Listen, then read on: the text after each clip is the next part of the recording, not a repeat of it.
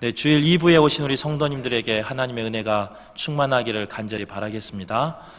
우리 오랜만에 나온 우리 자녀들도 보이고 하는데요, 그 자녀들에게 더욱더 하나님의 은혜가 충만히 또 풍성히 맺혀지기를 간절히 바라겠습니다. 오늘 말씀 제목은 나이가 많아 늙었고 라는 말씀 제목을 함께 나누도록 하겠습니다.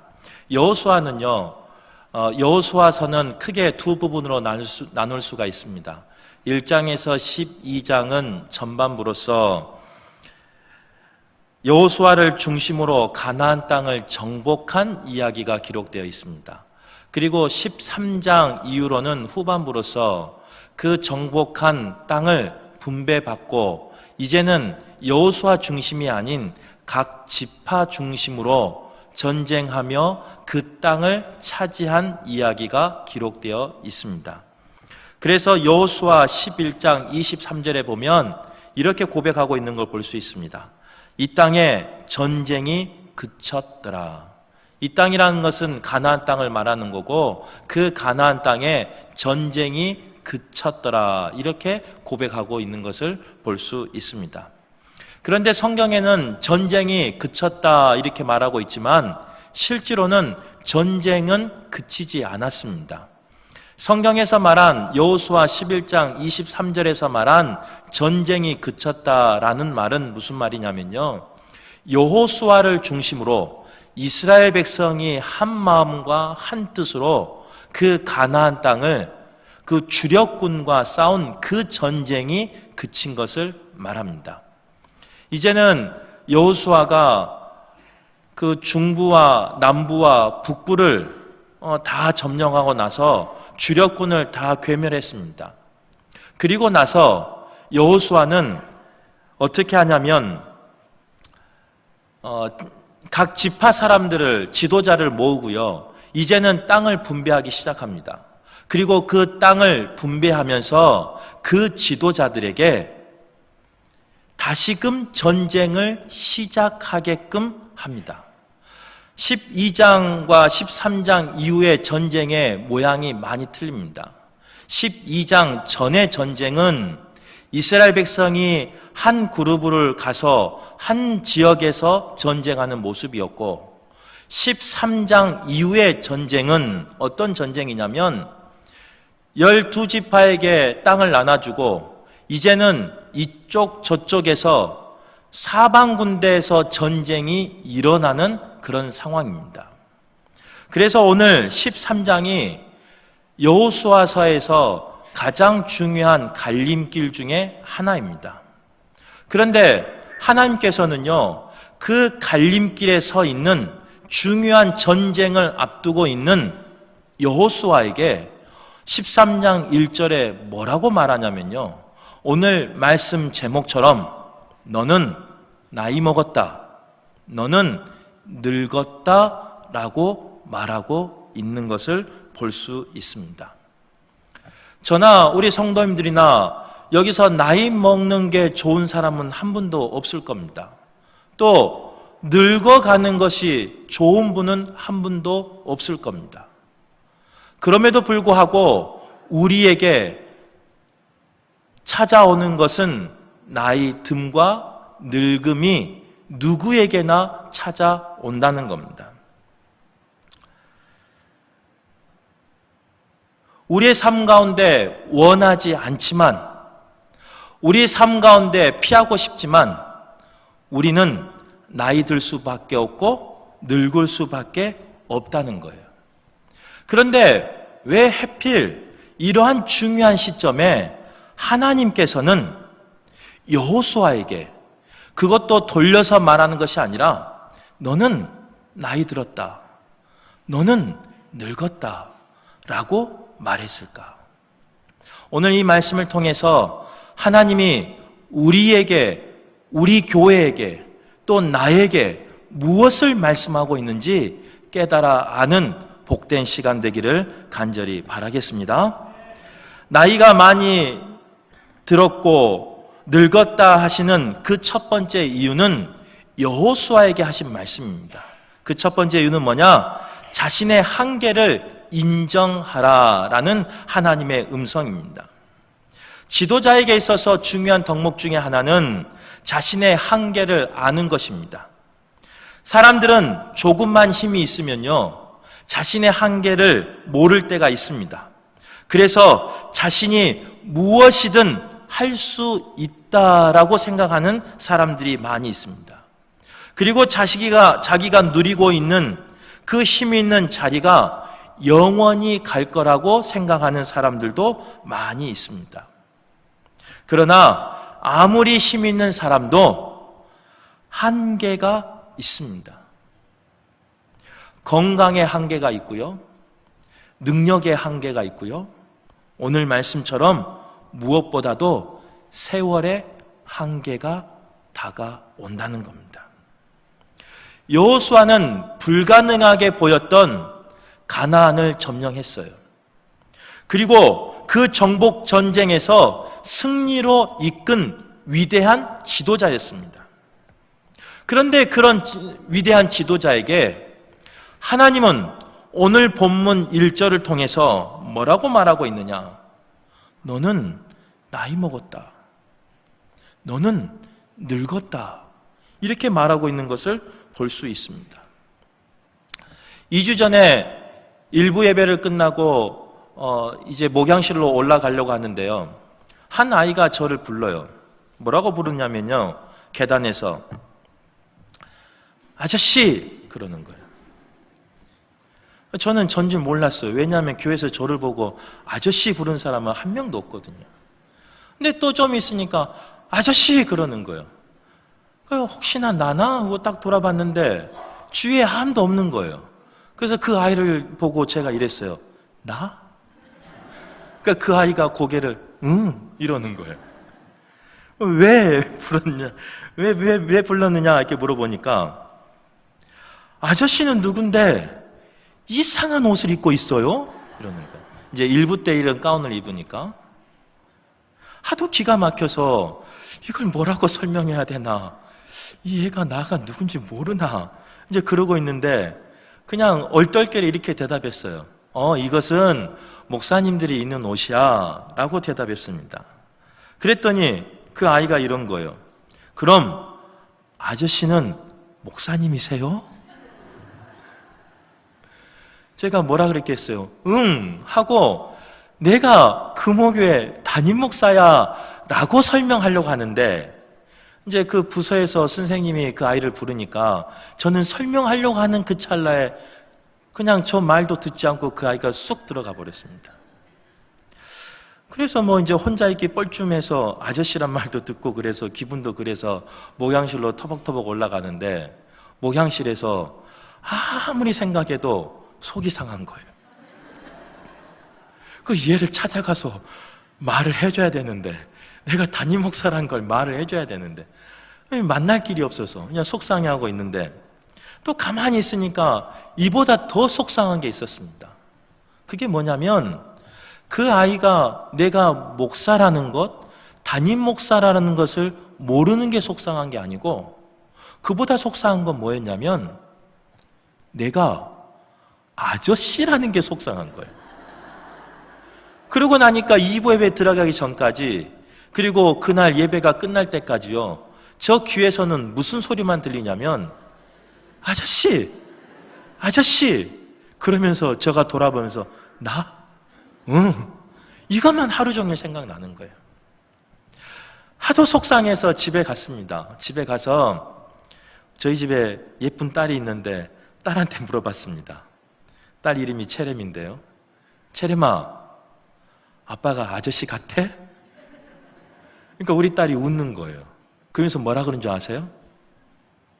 아빠, 그런 거 물어보지 마. 그것도 몰라?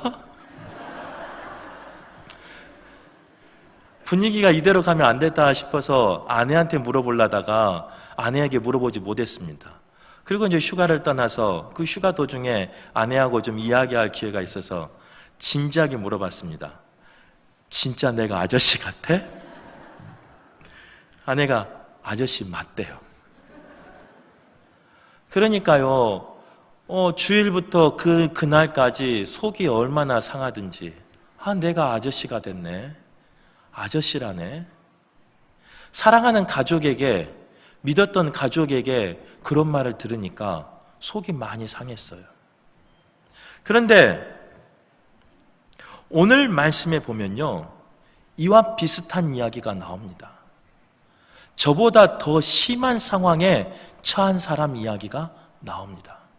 누구냐면 여호수아예요. 여호수아는 가족에게 아저씨라는 말을 들은 정도가 아니었어요. 자신이 믿고 자신이 따랐던 하나님에게 너 늙었어, 너 나이 먹었어, 이런 말을 돌려서 듣는 것도 아니에요. 직접 들었어요. 이게 남의 이야기니까 우리 성도님들이 웃지요. 만약에 우리 성도님들에게 누군가 직접 말한다면 이 웃을 일이 아니에요. 내일 저희 여전도 협의회에서 돈가스 봉사를 합니다. 그래서 그걸 가지고 교회 선교 사역이나 또 교회 사업을 하는데 열심히 왔어요, 봉사하러. 그런데 모여있는 사람이 권사님은 늙었어요. 권사님은 나이 먹었어요. 여기 낄 때가 아니에요. 돌아가세요.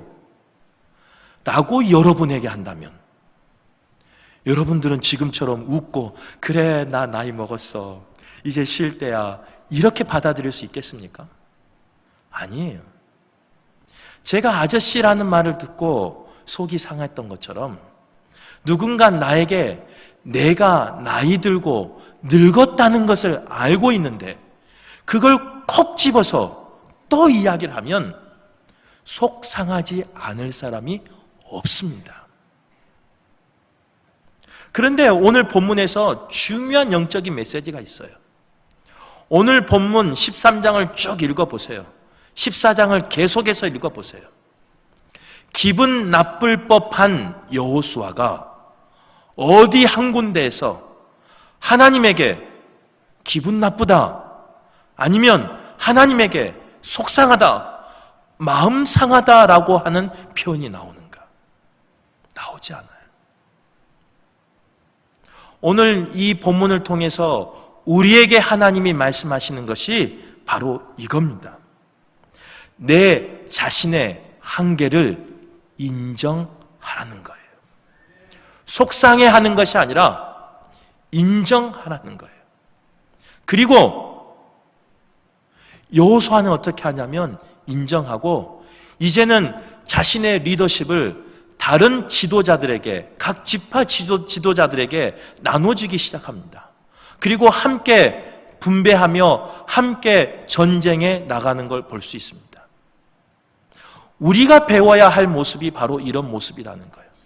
이제는 나의 한계를 인정하고 후대에, 다음 세대에 지도력을 이양하는 것이 필요하다는 거예요. 저는 우리 교회가 그런 아름다운 교회 됐으면 참 좋겠습니다. 여호수아처럼 기분 나빠하는 것이 아니라 저처럼 기분 나빠하는 것이 아니라 여호수아처럼 인정하며 받아들이며 다음 세대를 키울 수 있는 그런 지도자가 있는 교회 되기를 간절히 바라겠습니다.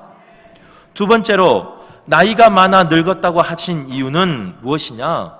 이스라엘 백성에게 주는 메시지입니다. 사람이 아니라 하나님에게만 집중하라라는 메시지가 들어있습니다. 하나님의 역사는 철저히 사람을 의지하지 못하게 합니다. 우리가 여호수아서를 계속 보고 있는데 여호수아 1장에 그 전에 무슨 이야기가 나오냐면요, 광야를 이끌었던 모세가 죽은 사건이 나옵니다. 이스라엘 백성은 가나안 땅을 정복하기 위해서 모세의 지팡이만 바라보고 있었어요. 모세의 손끝만 바라보고 있었어요. 모세의 입만 바라보고 있었어요. 그런데 하나님께서는요, 그 모세를 불러가 버리셔요. 여호수아 13장에 이제는 각 지파별로 싸워야 하는 그런 중요한 시점에 여호수아에게 하나님은 뭐라고 말씀하시느냐? 그의 지도력을 세워주는 것이 아니라 그의 지도력에 흠을 내버립니다. 그 이유는 뭐냐면 바로 이스라엘 백성에게 주는 메시지예요. 이스라엘 백성이 한번 생각해 보세요. 상상해 보세요. 각 지파별로 그 땅을 이제 정복해 가야 돼요. 물론 그 지파의 지도자도 있었어요. 그리고 그 지도자는 하나님을 믿고 섬기는 사람이었어요. 그리고 이스라엘 백성도 하나님을 믿고 섬기는 사람이었어요. 그런데 막상 내 앞에 전쟁이라는 큰 무게의 돌이 내 앞에 다가온다면 그 사람들은 어떻게 하냐면요, 여호수아를 찾아가는 게 처음이에요. 하나님 앞에 무릎 꿇어야 된다는 것을 알지만 하나님 앞에 간구하고 하나님 앞에 묻고 나가야 한다는 것을 그들은 머리로는 알지만 그들의 삶은 어떻게 되냐면 전쟁에 이겼던 경험이 있었던, 그리고 하나님에게 쓰임받았던, 그리고 하나님에게 한 시대를 역사를 써갔던 그 여호수아에게 찾아간다는 거예요.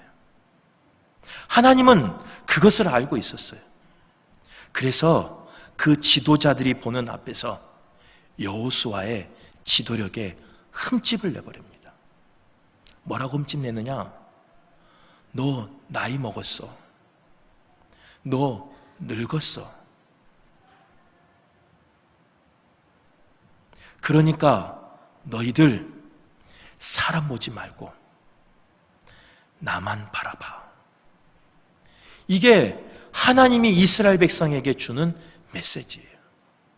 저는 그 메시지가 동일하게 오늘 이 시대를 살고 있는 우리 금호교회 성도님들에게도 또 저에게도 주신 메시지라고 믿습니다.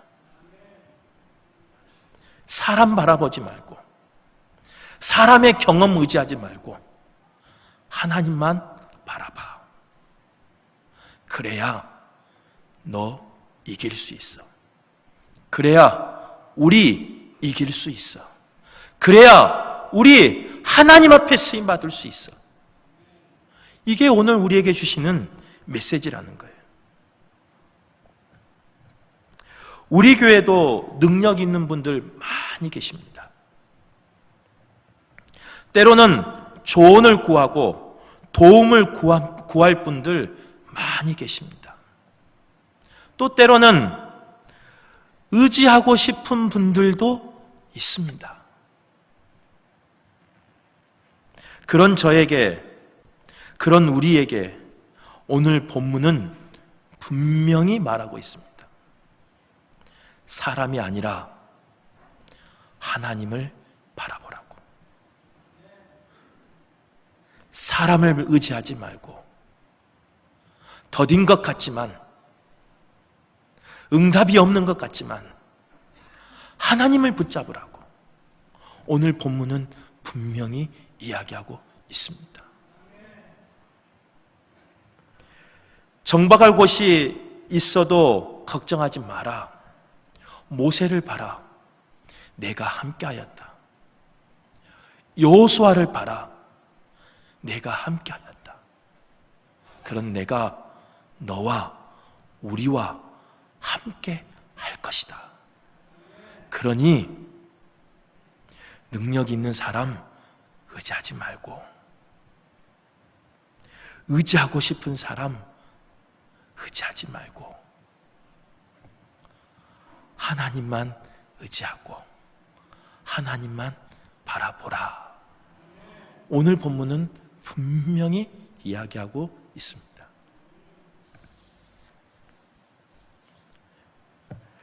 모세도 지나갔습니다. 여호수아도 지나가고 있습니다. 저도 지나갈 겁니다. 그러므로 목회자든 그 어떤 사람이든 사람에게 집중하지 말라는 하나님의 음성입니다. 교회에서 사람을 바라보는 것은 바람직하지 않습니다. 오직 하나님만 집중하시고 하나님께서 행하시는 일을 믿고 따름으로 참된 기쁨과 행복을 누리시는 저와 우리 금호교회 성도님들 되시기를 간절히 바라겠습니다. 조금 좀 무거운 주제였는데 아마 우리 교회에 가장 필요한 말씀인 것 같아요. 아마 이리 흔들리고 저리 흔들리고 있는 저에게 가장 필요한 말씀인 줄 믿습니다. 저도 우리 성도님들 의지하고 싶어요. 또 성도님들이 있어서 행복해요. 또 우리 성도님들과 함께 살고 싶어요. 그런데 저는 알아요. 오늘 이 말씀이 전하기가 참 어려웠습니다. 우리 교회 상황과 비슷하기 때문에 그렇습니다.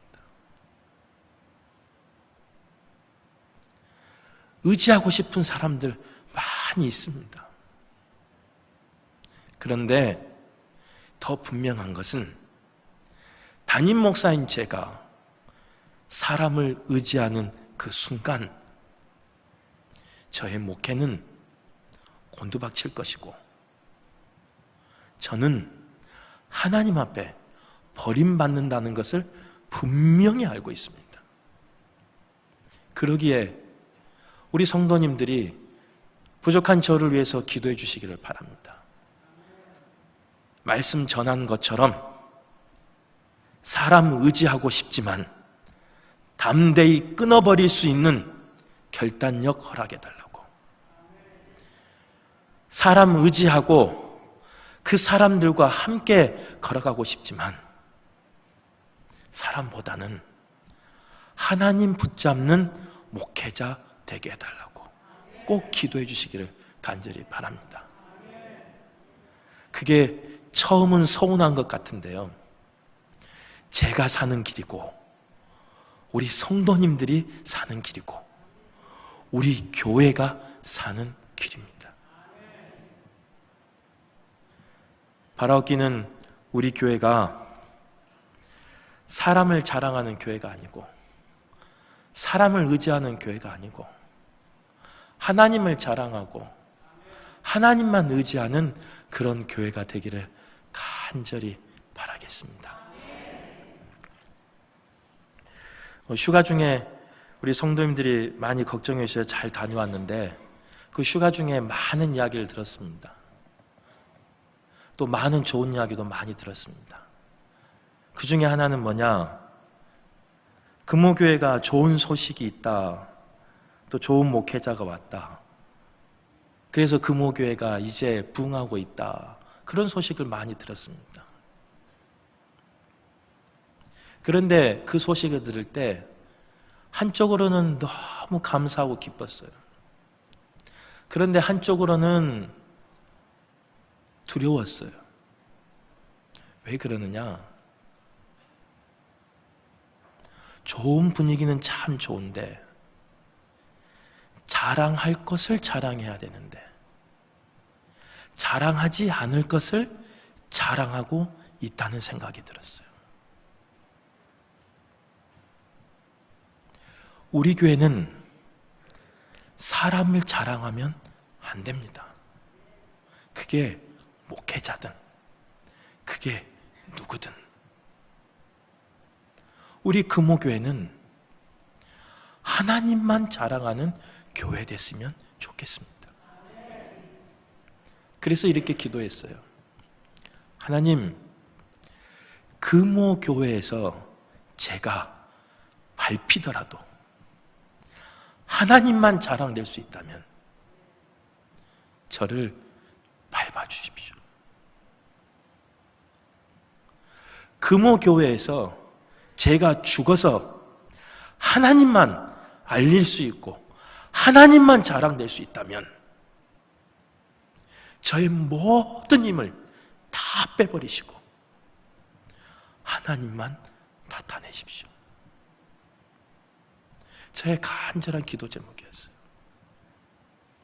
바라옵기는 이 기도 제목이 저의 기도 제목에서 끝나지 않기를 간절히 바랍니다. 우리 성도님들 개개인의 기도 제목 되시고 삶이 되셔서 온전히 하나님만 자랑되는, 온전히 하나님만 나타나는 그런 아름다운 교회 되기를 간절히 바라겠습니다.